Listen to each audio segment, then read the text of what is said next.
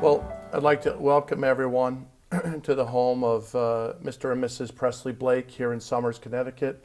My name is Michael Sacenti. I have the great fortune of interviewing Mr. Blake and then his brother Kurt about the Friendly's Ice Cream Company and how they got started. The mission for me is Mr. Blake and his brother have been awarded Lifetime Achievement Industry Icon Award through the business school at the University of Massachusetts. And I'm gathering some information in advance of that ceremony, which will be in April of 2018. So I'd like to thank you, Mr. Blake, for allowing me to do this. And I'm just going to start with some early life questions. You were in the Boy Scouts at a young age. And then you... Troop 35. Troop 35. At Trinity Church, at Wesley Church. Wesley Church in Mason Square in Springfield. Right. I don't know what age I was. Not 14, I think 15 or 16. By today's standards, 14, 15 is an extremely early age for a boy to earn his Eagle Scout. So what was it about achieving that rank that was really important to you? I used to admire Boy Scouts wearing on the day of their had a meeting that night. They'd wear their uniform to school, and that was impressive to me. Mm-hmm. Okay. You achieved a lot of merit badges at a very young age. Yeah. Was that thrilling for you every time you achieved one and put it on your sash? Well, yes, I was pushing to be an Eagle Scout. So I worked hard on those merit badges, no question about it. You talked about how your executives had to have very high ethics and morals while they were working for you. It seems like those are the traits that the Boy Scouts push, which is trustworthy, honest, loyal, helpful, friendly. Right. So it seems like you were actually looking for those same traits in your executives. And I got the idea from Mr. Penney. Mr. J.C. Penney was a good personal friend. I was a Kiwanian, and he was our speaker. Right. I took Kurt, you want to hear Mr. Penney in person. So he went with me, and after the meeting, I went up and talked to Mr. Penney. I said, you know, my brother and I are in business, starting like you did in the dry goods business, and wondered if we could ask you some questions. She said, if you come down to my office in New York, I'll give you plenty of time to ask all the questions you want. But the most important thing I learned is you've got to be honest. Right. You can't chisel somebody, or you got to be honest. And he emphasized that. He would fire somebody. He'd fire somebody. He would never fire anybody anything, but for dishonesty, out. Right. Out. He was very strict on that. You bring up your relationship with Mr. Penney, James Cash Penney, and I know that at one point that was the J.C. Penney company had about 2,000 stores throughout the country. 2,300. 2,300. Did you and Kurt ever consider asking Mr. Penney to put a Friendly's ice cream in a little shop in No. each one of his stores? No, never. The thought must have crossed your mind. No, it didn't. It didn't cross. I asked Mr. Penney to come up one time, one of the travels, and speak to our top executives. And I remember we were building the second plant in Wolverhampton, and we had the meeting on the second floor, but it wasn't finished. I wasn't going to finish it until we needed the space, but we had the whole second floor. And he spoke in that unfinished room to all the people he wanted them to hear. Right. Midwesterner, down to earth, a very good role model for you and your brother. And we're very, very friendly with Mr. Penney's great-granddaughter. She and her husband have been up here many times. It seems like you've made lifetime friends Yeah. throughout your business career Yeah. and your travels.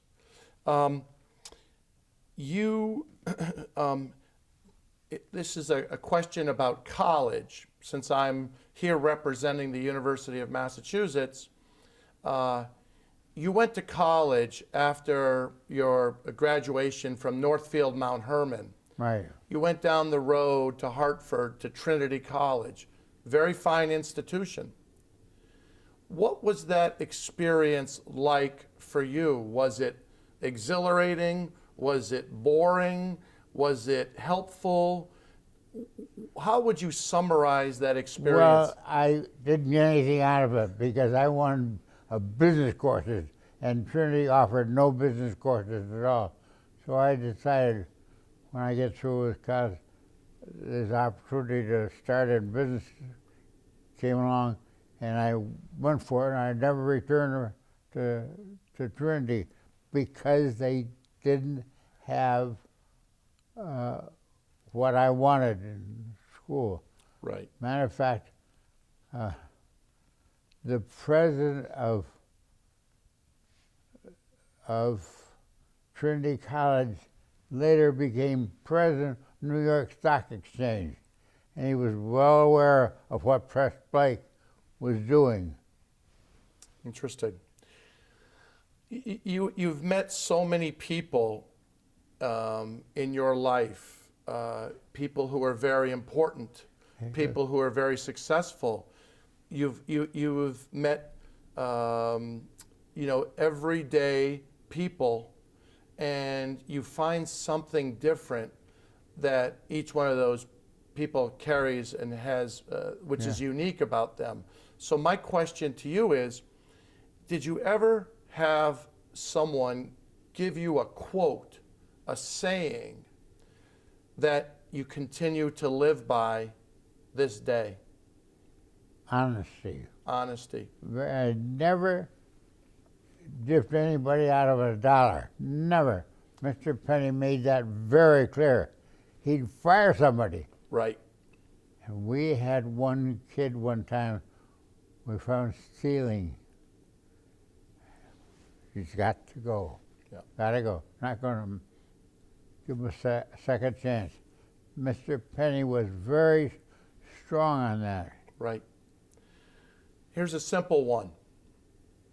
What's your favorite flavor of ice cream? Well, coffee. I like coffee and chocolate, and Okay. now I'm liking vanilla pretty well. Okay. If you don't eat Friendly's ice cream, do you eat any other ice cream? Oh yeah, sure. So, Just test it and see how good it is. And it seems though Friendly always came in top notch. Oh, would you believe after we sold out to Hershey, all the ice cream companies selling ice cream in Philadelphia, which was the headquarters for for ice cream making. They had 12 samples of 12 different ice creams available in Philadelphia, and Friendly came out first, and it made all the officers in Hershey's, still in Pennsylvania, they were so tickled Right. about that. So if someone forced you to eat one other type of ice cream, what brand would it be?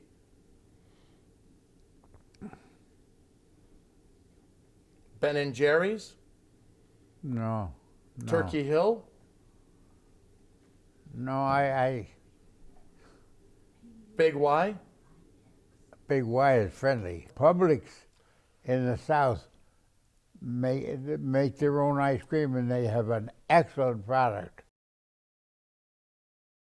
The reason why we got in the ice cream business, my mother was talking to the iceman one day when they were delivering ice, and he told her about this guy in the north end of Springfield had an ice cream store and was selling like crazy. My mother instantly, that's great for my boys. So she is the one that pushed us into the ice cream business. And my father was traveling all the time. So she wrote him a letter, all the suggestions of the boys should get in the ice cream business. He said, if you think so, go ahead. So she pushed us while he's traveling on business. It's amazing So how my mother was a very smart lady, very smart. right, And she was always thinking of something like that. right. Imagine the Iceman telling her about the guy that had an ice cream freezer Right. in Springfield. That's something my boys could do. Right. Buy their own freezer and push it. Right. The interesting thing is that around 1930, the late 20s, early 30s, is when most of the urban areas became electrified. So electricity, if you really think about it, was only a decade, 15 years earlier. And so to take that freezing process of the ice cream and then put it into a retail setting was pretty impressive. Yes, that's right. Everybody bought the commercial ice cream like Frojoy or something like that. Right. Who was the first person that you can remember in New England to sell an ice cream cone retail? I don't know, but I do know we were the first company to sell ice cream in half-gallon cartons. In the half gallons. First ice cream company in New England. Right. Somebody out west was doing it, but we did it. Okay. When I thought that idea, and I even started out with blank cartons because I wanted to do it in a hurry, quickly. Right. Your mom and dad, maybe more your mom, were very instrumental in getting you and Kurt started in your business career. Once you repaid your loan to them, what advice did they give you that you have passed on to your children, grandchildren, and great-grandchildren? Try not to have any debt. No debt. I remember Dad loaned us $547. And when we got a couple $1,000, I told Kurt, we should pay that back. So we did. Right. And I remember that night in bed, my mother and father must have been very proud of their two sons to pay back the $500. They didn't expect it back, but I felt we gotta pay it back. So they both were very proud of that fact. No debt. And after that, I never wanted to borrow money at all. We'd save up the money, open the store. After the war, we had $70,000 saved up while Kurt was in the service, and we used that to expand the business. But we wouldn't expand until we had the money for it. We had all these stores, no mortgages, no borrowed money. And right now, we have 2 expensive houses, no mortgage. Never had a mortgage on the house, except when I first got married, we had a little 4-room house, and I had a mortgage of $3,500 on it. After paying it for 1 year, I said, I can't stand it. So we paid it off and never had another mortgage. When we were building the plant in Wilbraham, it was costing $1 million. And when we got it up to 900, we still didn't have the money for the. So Kurt and I agreed to each loan the company back the $100,000 and at 2% interest. We didn't want to drain the company for interest. And when we took it back 2 or 3 years later, the IRS tried to call it income. And we had it all on paper that it was a loan. So the IRS went away. Right. Good. That's a great story. You talked about the $70,000 that you saved while Kurt was in the military. You were working at the old Westinghouse plant in Springfield. Which is now making railroad cars. They're just about ready to start making railroad. Same plant. Same plant. But same I worked site. for several Westinghouse plants. Right. My headquarters was over there in East Springfield. Right. But I worked for several plants. So you were doing that while World War II was ongoing, from about 1940 to 45? Okay. So you saved $70,000 during that period. In today's dollars, that is right around $1 million in what you saved. You saved it because the government during the war was rationing sugar. Am I correct? Right. You kept taking your sugar rations and you converted them to syrup. I got a company they had a big sugar ration, but they didn't need it. So we worked out to make it into sugar syrup, water and sugar, put it in barrels and shipped it to soda companies that were short of sugar. That helped on the income side. So that syrup was going to the soda companies, the Coca-Colas and the Pepsis of the world. Okay, and you worked nights and weekends after your job at Westinghouse. Yeah. Kurt was lucky that you were working at Westinghouse, wasn't he? Yeah.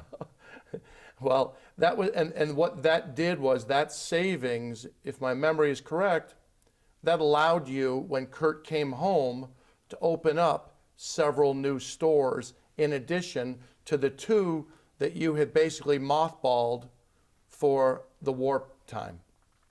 That's an amazing story. Yeah, it is. That's an amazing story. I was in charge of money, see. My brother was in charge of manufacturing and building new stores, but I was in charge of the money and purchasing.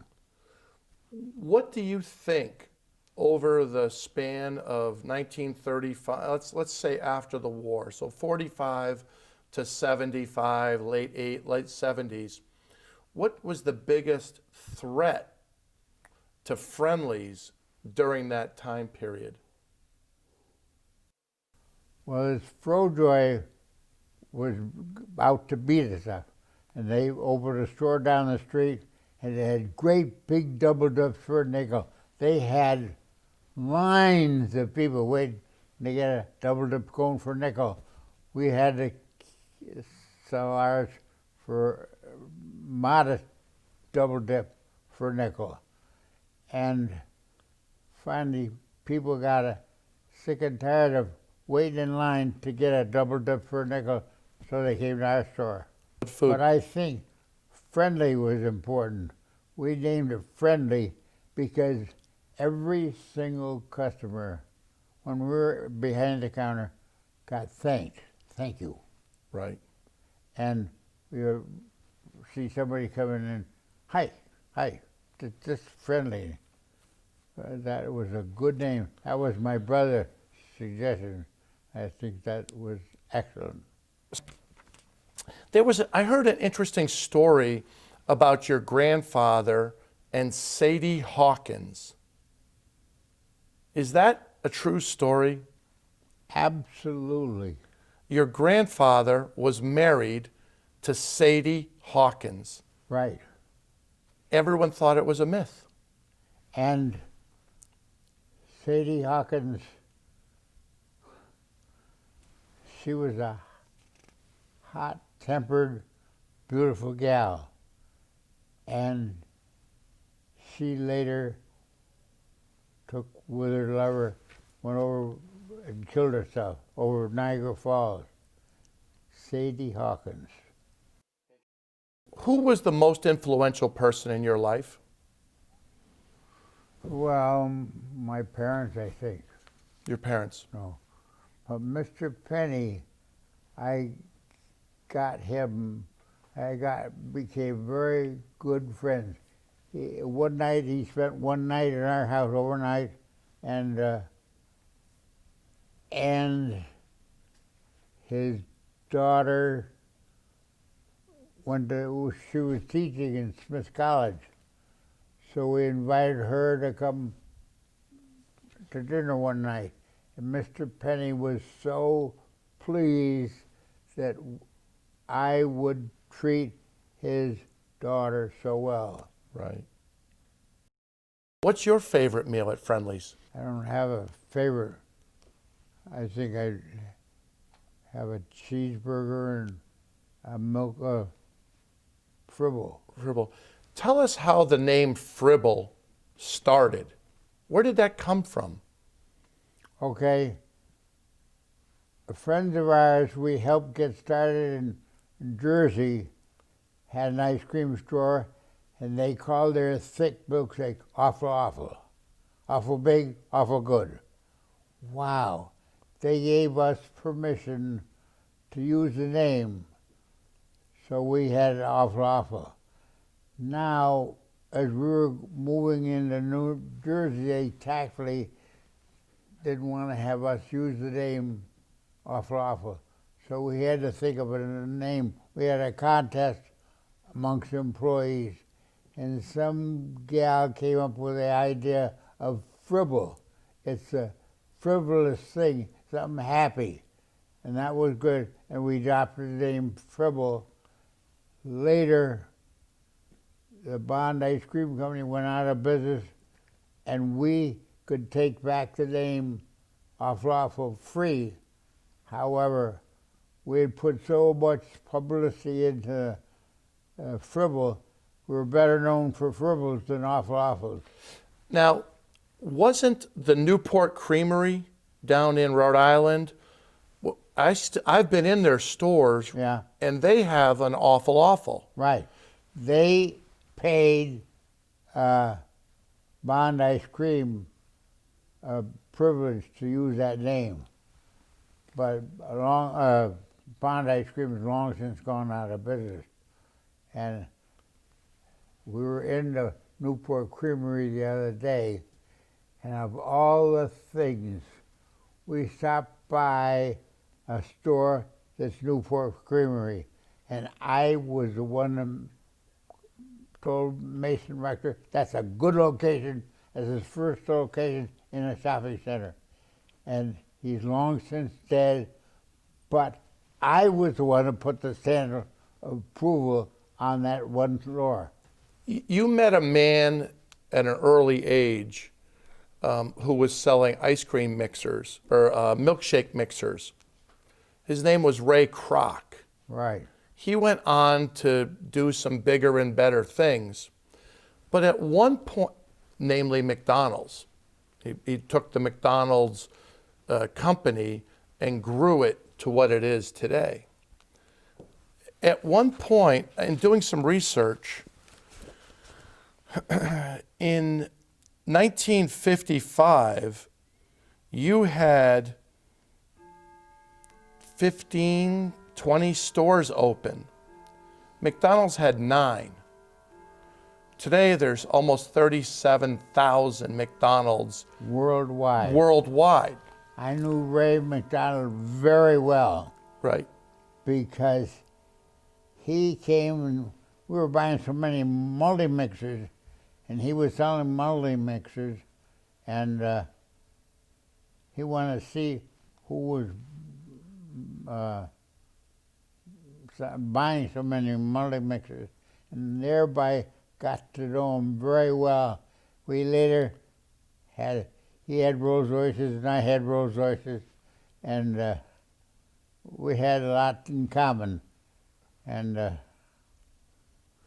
I went out to California spent one whole afternoon in the Hotel Florentina in one town in California. We spent the whole afternoon in the store talking about business. And I was surprisingly close to Ray. Right. He was probably one of the first in the industry to grasp the franchising concept. In your conversations with him, and people don't realize this when I talk to students at UMass or in other locations, but McDonald's is really a large real estate company because they own all the real estate. Right. And they're a marketing company because they control all of the marketing. Mind how much money they borrowed. They'd pay a high price for a location and put it on a debt on the books. Right. And but I wouldn't want to do that. You didn't want to do the debt. So is that what kept you from entering the franchise model for the restaurant business? Right. I wanted to own our own stores. Gotcha. Now the company franchises some stores, and I don't know how many are rented, leased, or franchise. I don't know. So then I would say it's fair to say that you were bigger than McDonald's at one point in your career. You had more stores than them. Yeah. That would make you bigger than McDonald's. That's a bad thing to say. As you were building your business, you have to have, today people talk about work-life balance. What were you doing as you were building the company to balance your work life and then your home life? We never took out huge amounts of secretary. The most money Kurt and I ever got with salary and bonus was $50,000 a year. But other people want to be big shots. I wanted to save the money to build more stores, but I didn't want to go in debt to do that.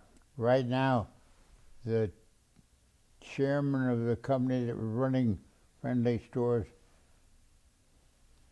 takes $9 million a year, absolutely stupid. However, they changed, and now the present CEO gets half of that. $4.5 million. It's around that, yeah. What advice would you give to these students today, teenagers, about going forward in life? When you pick an industry, learn everything you can about the industry, which is what we did what I did in Friendly. How does the compressor work? How does it make ice cream cold? How to lay out a store? Very thorough, and be well informed on your industry. That's very important. And if you see somebody that's very successful, get to work with them and see what they're doing to make it so successful. It's great advice. That's great advice. Sir, thank you. Okay. It was a pleasure talking to All you. right. Thank you very much.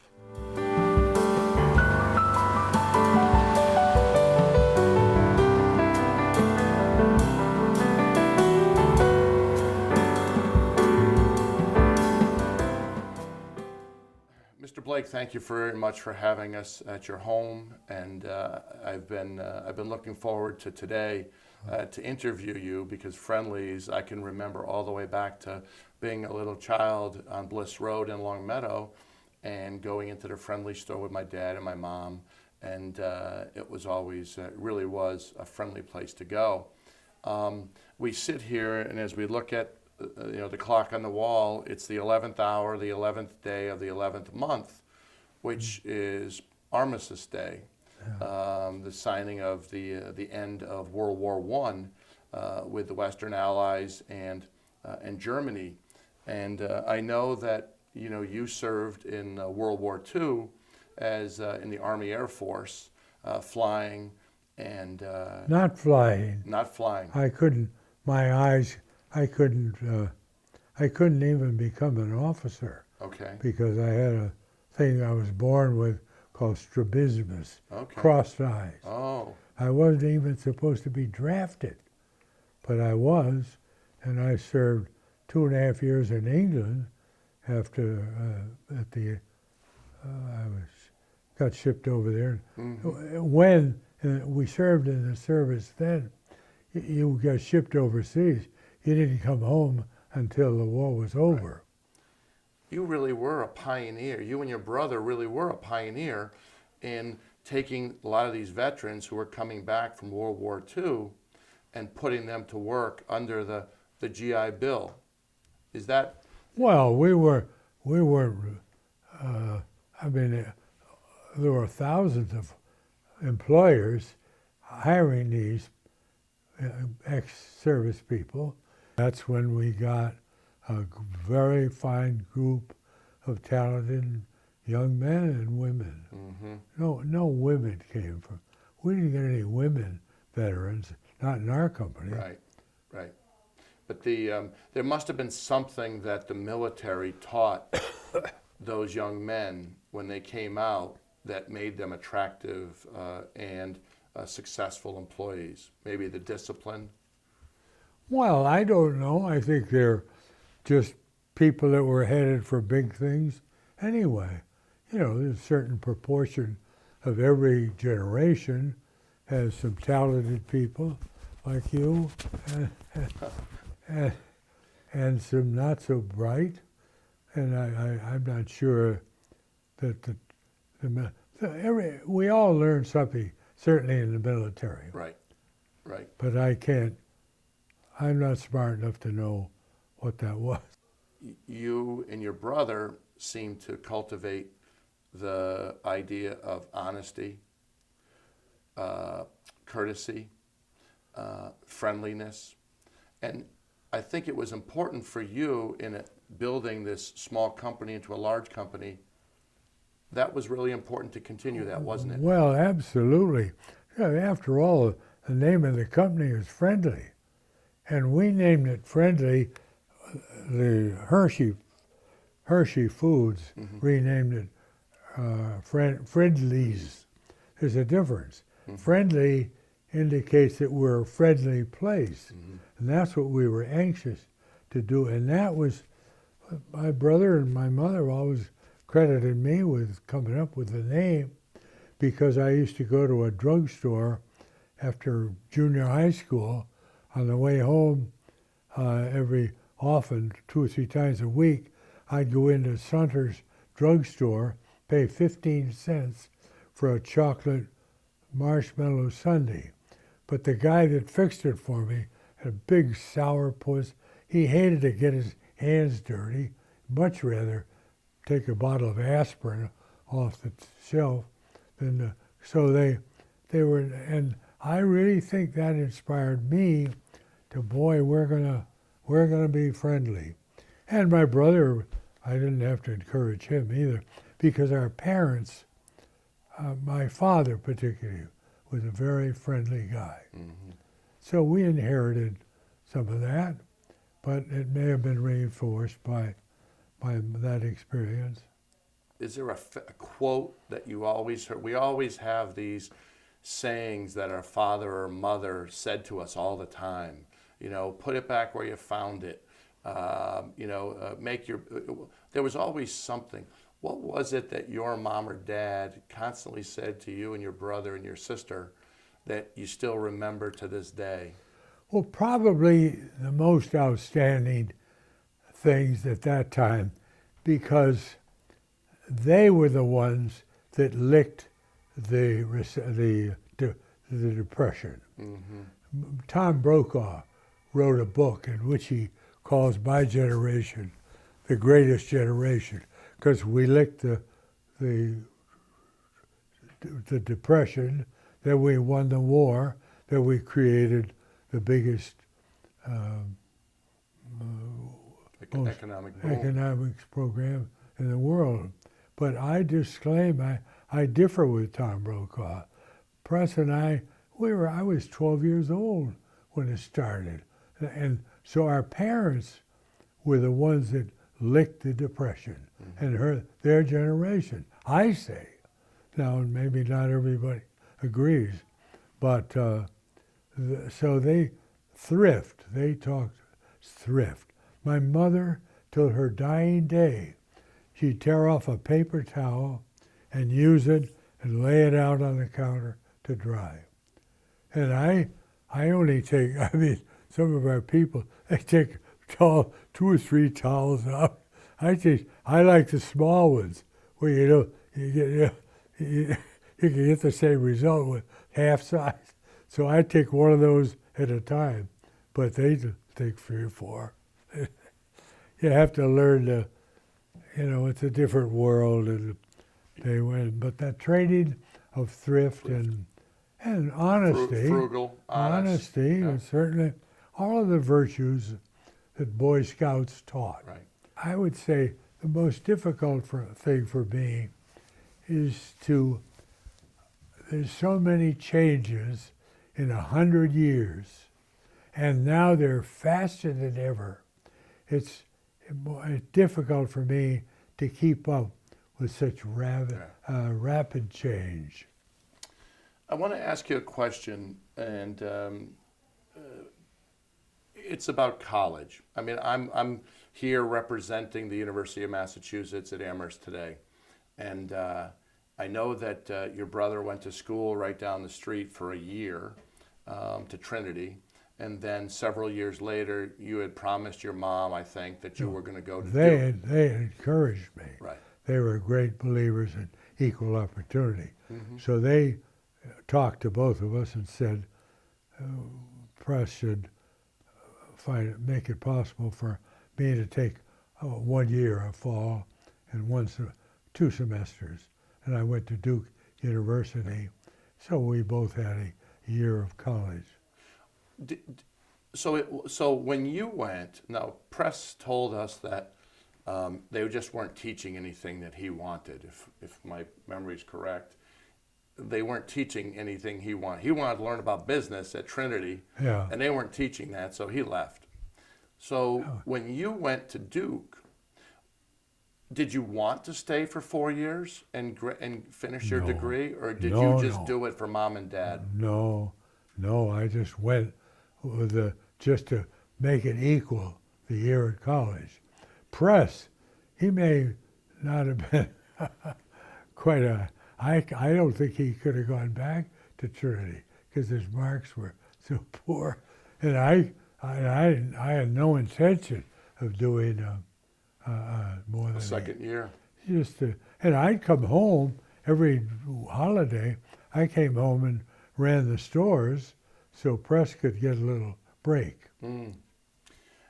So, what is it when you look at some of the most successful entrepreneurs that we have over the past 50, 60 years?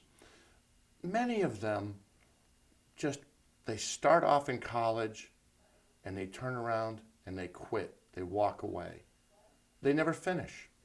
What is it about that experience? Is it stifling? Is it non-creative? Is it not creative enough for some for people? What is it about college that you think drives these really successful entrepreneurs right away? Drives him out of college? Right. Well, I wasn't aware that's. Well, I'm aware of the fact that there's plenty of successful businessmen who didn't complete college. But I don't think, Michael, I don't think I have an answer for that. I don't know why, for different reasons, maybe. Right. I just don't know Okay. the answer to that. Here's an easy one. You thought I'd know the answer to everything, didn't you, when you came? I'm sorry, I did. Well, here's an easy one. So if you're not eating Friendly's ice cream, and I know you go to you'll be going to Florida soon. So when you're down in Florida, and you're not eating Friendly's, and you do eat ice cream, I'm assuming. Oh, yeah, absolutely. What brand are you eating? I eat Publix supermarket. They have their own dairy in Lakeland, Florida, and they make a wonderful product. And I can't tell the difference between Publix and Friendly. Okay. Friendly is available all over Florida, but not near us. Right. We have to drive 45 minutes to get to a Friendly. I eat Publix so- when I'm down in Florida as well, and so I'm going to agree with you. Well, I can't tell the difference. And I admire them because for two reasons I admire them, maybe more than that. One is that when we all downsized, with what they call a scround is the name they came. When they downsized the scround to the scround, we all took a half a pint out of that, and so it's a quart and 3/4, and nobody did notice. Then they took another half pint, so it went down to a quart and a half. That's what it is today. They never went down. There's still the only place I know is selling 2 quarts, Publix. Publix, and their price like That's- ours, 25% of the Ben and Jerry's, Right. Haagen-Dazs. Yeah. Those are just rip-offs. Mm-hmm. See, those are founded by people who understood that the country had become prosperous enough that they're now buying what I call buying label. Like Ralph Lauren. They buy, geez, Ralph Lauren. I got a Ralph Lauren shirt my wife bought for me, and he's too cheap to put a pocket on it. No pocket. I mean, he has on not all of his shirts, but I wound up with a new sports shirt, no pocket. Right. But he's got his bloody picture on the thing. I've done the research on the company from day one, and reading your brother's book and reading Mr. Godraw's book, and I saw that there were some challenging times from 35 to 75, 79, and I wanted to talk to you about those to see if you would do anything differently today. But so I guess during that time period, what was the biggest challenge that sticks out to you that you and your brother and your executive team had to overcome? And how did you do it? Well, I don't remember any particular roadblock that bothered us. We developed this concept, and over the years, when we opened the second store, and that worked well, then we knew we had the without us working in it, we knew we had the nucleus of a chain. Mm-hmm. So then the third store with Long Meadow, we never worked in Long Meadow, had a guy by the name of Cliff something was the manager. He's the guy that hired me in the war. He was working for when I volunteered, he's the guy that promised me if I'd volunteer, I could choose my branch of service. So I chose ordnance because I'm a mechanical guy. I wound up in the infantry. He lied like a trooper to you. And that's the guy who wound up managing Bliss Road. And like Eric Anderson, who was a great treasurer for many years, retired, and he said, you just find a location, build a house, build a store, and that's it. It was automatic. It was.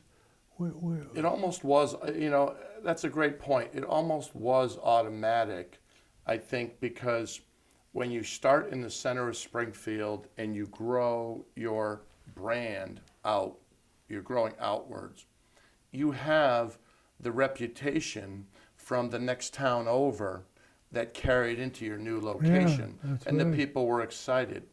So tell me about this Ohio thing, when you jumped to Ohio. Well, I remember bringing into every Thursday morning, we had what we call the executive committee. Press and I and our three top executives, production, construction, and sales, so-called. Actually, we all were involved. That's what the meetings were about. The big decisions in any one of those was Thursday morning. And I remember bringing in Press. He didn't want to expand into the family restaurants. So we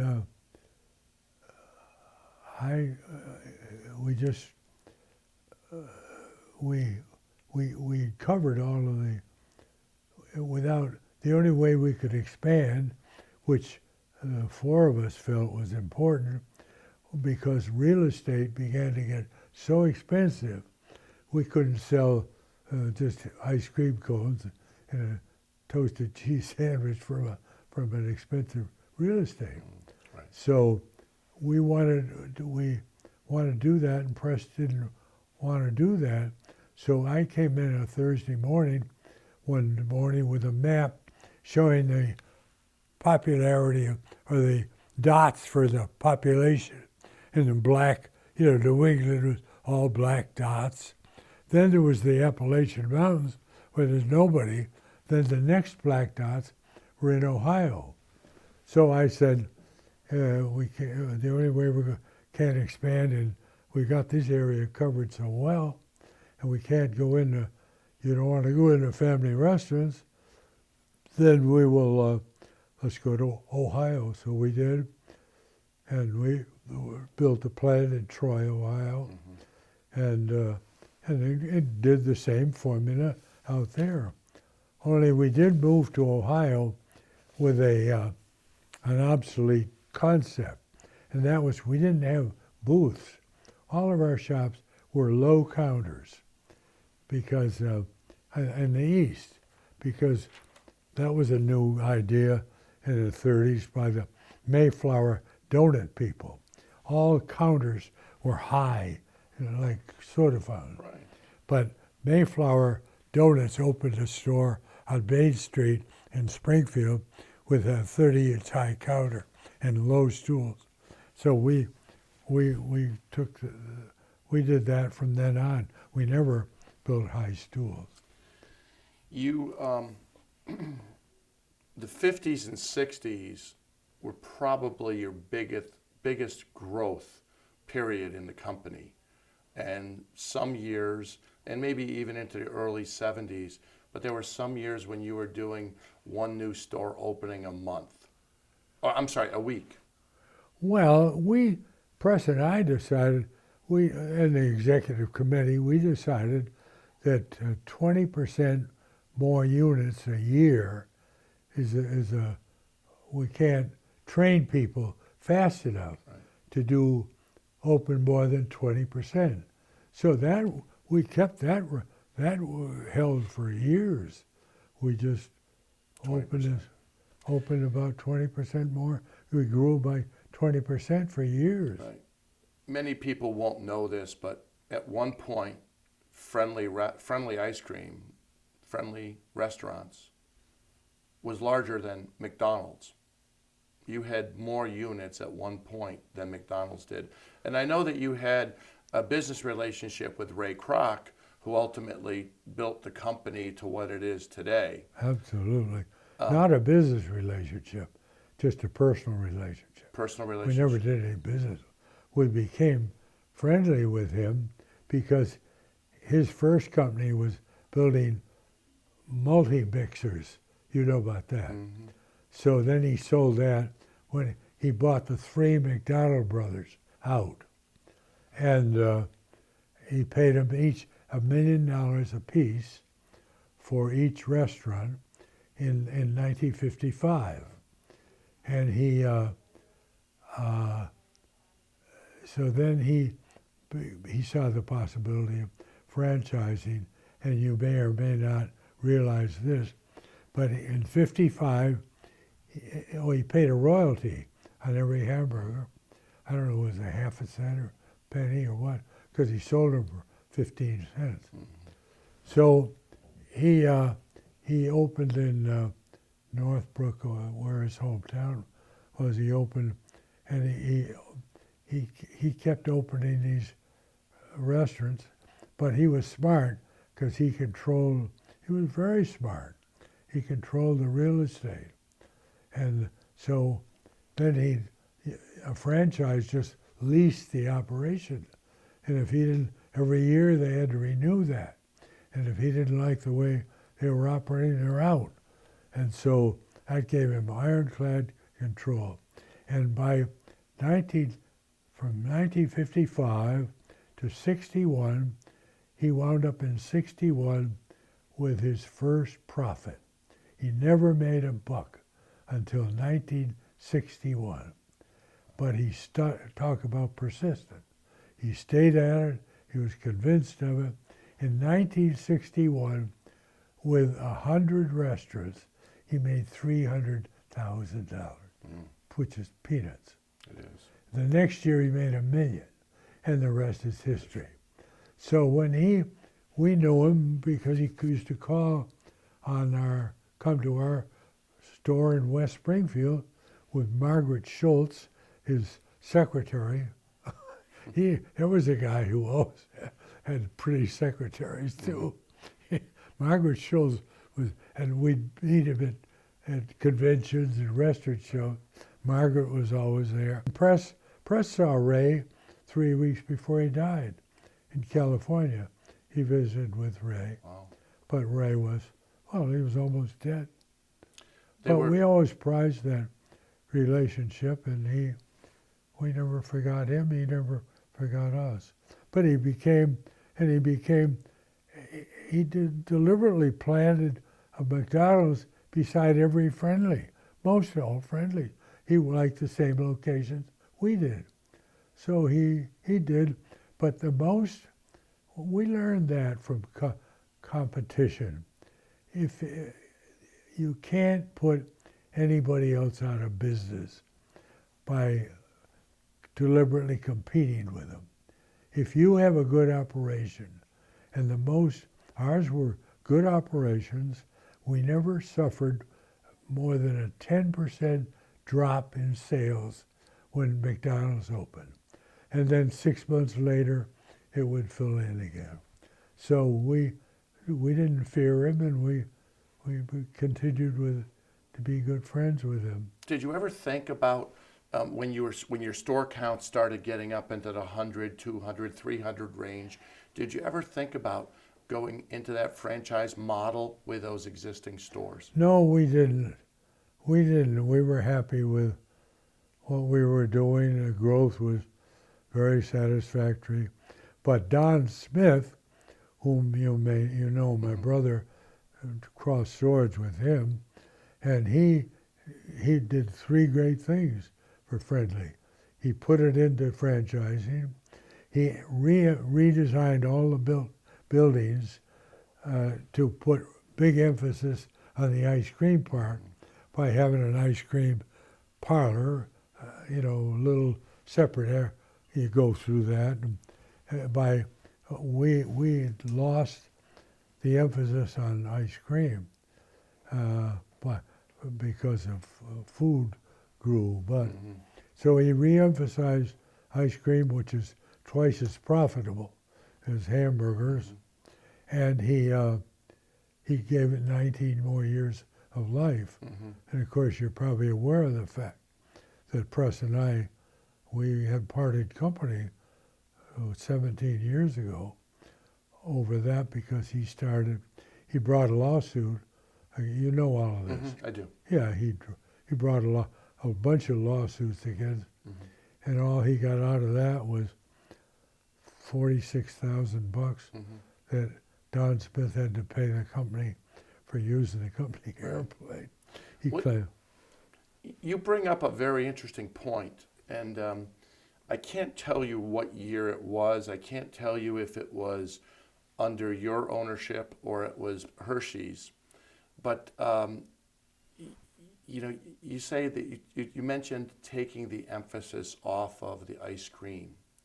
Well, I remember I told you earlier that my dad would send me down Bliss Road with some money to buy a half-gallon of ice cream so that he could, enjoy his ice cream, on a hot summer evening.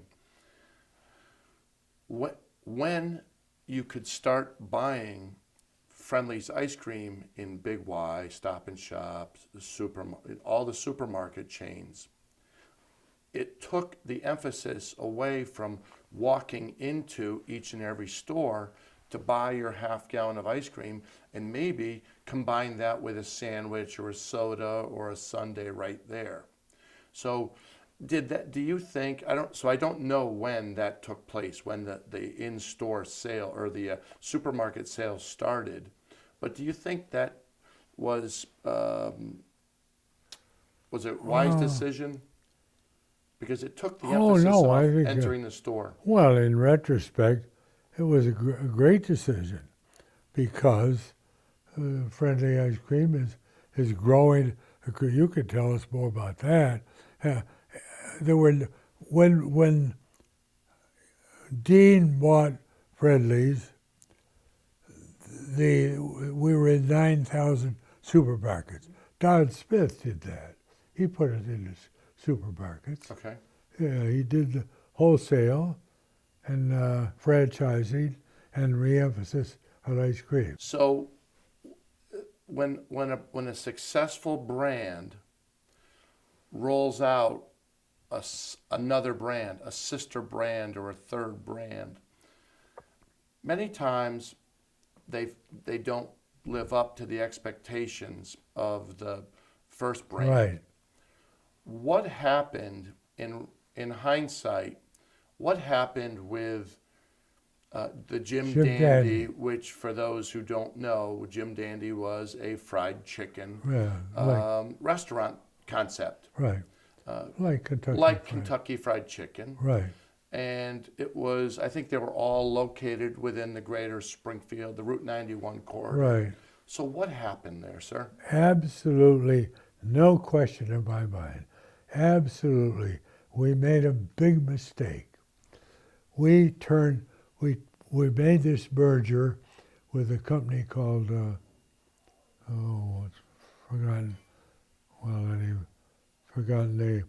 they were operated in airports and everything.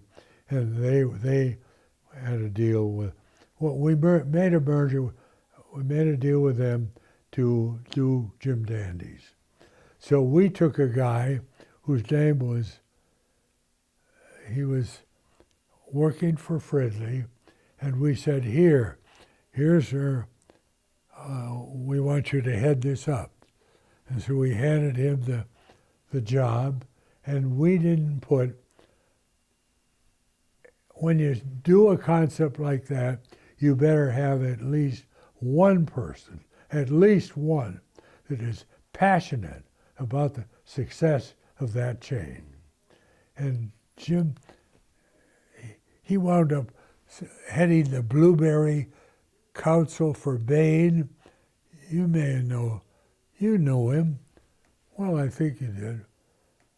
So, Well, so we put him in charge of it, and we furnished the money, and here, you do it. And he apparently didn't have the passion for it, just because we told him it was a good idea.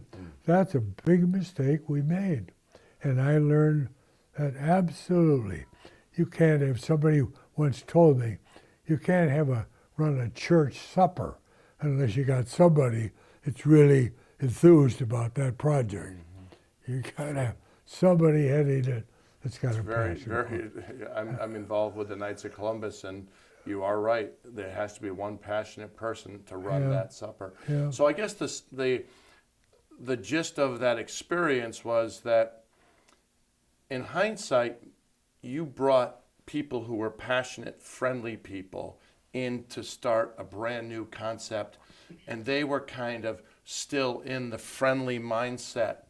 Maybe in hindsight, going outside, going to the KFC and grabbing one of their senior people to come in and give them complete autonomy to run that. They had no prior allegiance to Friendlies, but they knew chicken. That would have been a better idea. May have been the best way. But we didn't do that because we always believed in promoting our own people. Mm-hmm. Yeah. Right. Where was the first ice cream sold to the public in the Northeast? Was it in Springfield? The first Friendly? No, the first hand scooped ice cream. Pittsfield. In Pittsfield, Massachusetts. Guy by the name of Slim Corliss. The concept was developed in Detroit in 1932. The idea of taking this Emery Thompson freezer from the Navy boats, put it in a store, getting plain mix and buy flavors, offer a lot more flavors, and handle it properly. It never got melted and refrozen. And what was made the night before was sold the next day. And that was in Philadelphia, in Detroit in 32. And a guy by the name of Slim Corliss brought it to New England in Pittsfield. And he opened a year before we did. And Val Manette told us all about that store. Said that's what sold us on it. So we said, yeah, let's do it. And you know, my brother and I, Press was still at Trinity, hadn't finished up. And from the day my mother heard about that, the concept of, a guy opened in North Main Street, Springfield. He opened a thing. And my mother there was a fuel dealer in Springfield, Ice and Fuel, was trying to sell my mother on a contract to buy fuel following, and you know what the price was? 8 cents a gallon. 8 cents a gallon. And she said, that guy told her about the ice cream store in North Main Street. So my mother and I got in the car. Press was still in school, and he came home 6 weeks later, and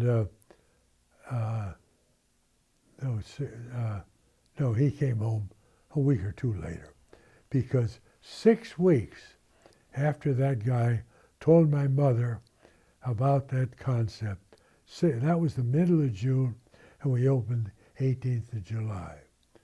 So we did the whole thing. That's fast. And that's what you could do. But now you can't get a permit for 2 years. and the stuff. Yeah. So that was, I keep holding this for this. I apologize for why this had to act up, because it was working great Well, till yesterday. so if we all want to know, how long did the other store in Springfield last after you opened? Did you put them out of business? The one downtown? Right. No, No. I don't know how long. Oh, he lasted 3 or 4 years, I think.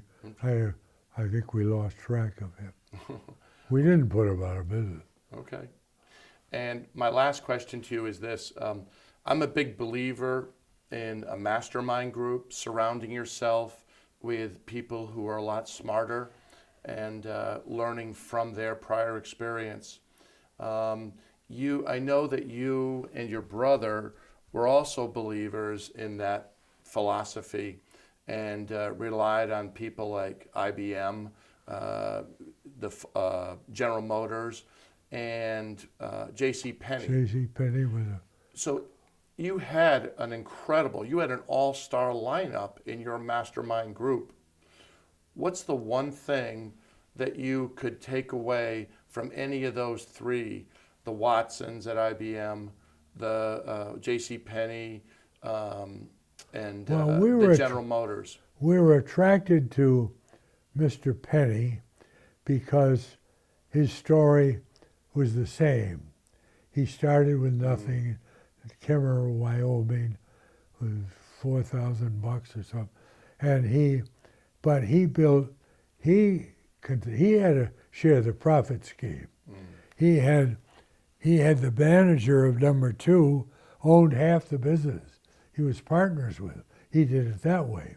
So he grew, and then he came and talked at a Kiwanis Club meeting, which Press and I attended, and he just sounded as though he wasn't a promoter. He was a very conservative guy who just believed in doing what we did. So we saw in him a type that we should emulate. So we asked him after that, we went up to him and said, we enjoyed his talk, could he give us a half hour in New York someday? He said, well, here, I'll give you my secretary's number. Call her, she'll arrange it. He kind of brushed us off. So we went back and we called, and she granted a half hour or something. She didn't tell us how long, I guess. So she set that up. Press and I went and met with him, and as soon as he found out we were not after money, that changed the whole thing. So then, like me, I'm flattered that you guys sit around here and listen to all this stuff that I'm saying. The old people love to be consulted. So Mr. Penney spent his 85th birthday in my home in Long Meadow. Oh. And because he was on the board of the Eastern States Exposition. So he was there for a board meeting. And then we traveled a lot. We got to know him very well. Went to all his daughter's weddings and everything. And then Harlow Curtis, he inspired us with the success at General Motors. So we called and asked if we could meet with him, and he said yes. So we did, and we met with him, got his ideas, and then unfortunately he died in an automobile accident, I think. Harlow Curtis did. Anyway, we only saw him once. Right. So what was the one thing that you took away from him that you tried to emulate on a daily basis? Without using the term, he taught the Boy Scout oath. He taught the Boy Scout oath, just like our parents did. They didn't call it that. Right. But that's what we learned from it. Right. And to this day, we believe it. Well, thank you, Michael. Mr. Blake, thank you very much. Dad, and Pleasure, sir. keep sending in them cards and letters. And before you go, I may have told you this, Rose, the prostitute that ran into a priest on the street, and she said, "Would you like a quickie for 25 bucks?" He didn't know what a quickie was, so he went on his way. And he goes back to the monastery, and the next day he says to a nun, "What's a quickie?" She said, 25 bucks, same as downtown. That's a good one. That's a keeper.